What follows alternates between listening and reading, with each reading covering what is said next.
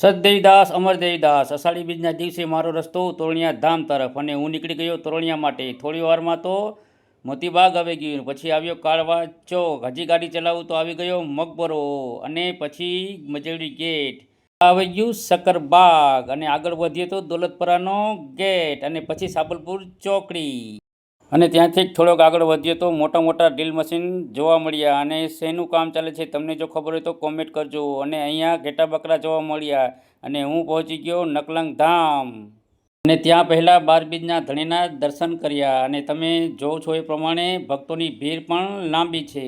અહીંયા નકલંગ ધામનો પ્રસાદ પણ ચાલુ છે, તે તમે જોઈ શકો છો. સદદેવીદાસ અમરદેવીદાસ આ મેદાનમાં ભક્તો પ્રસાદ લઈ રહ્યા છે. આ નાના બાળકોની ટ્રેન જે છુક છુક કરતી જાય, આ અમારા વિજયભાઈનો ઝૂલો તે તમે જોઈ શકો છો. તોરણિયાનો મેળો માત્ર એક દિવસનો ઉત્સવ નથી, પરંતુ પેઢીઓથી ચાલતી શ્રદ્ધા અને સંસ્કૃતિનું જીવન પ્રતીક છે. અહીં આવનાર દરેક ભક્ત પોતાના મનમાં નવી આશા, શક્તિ અને અદ્ભુત શાંતિથી અનુભવ લઈને પરત ફરે છે.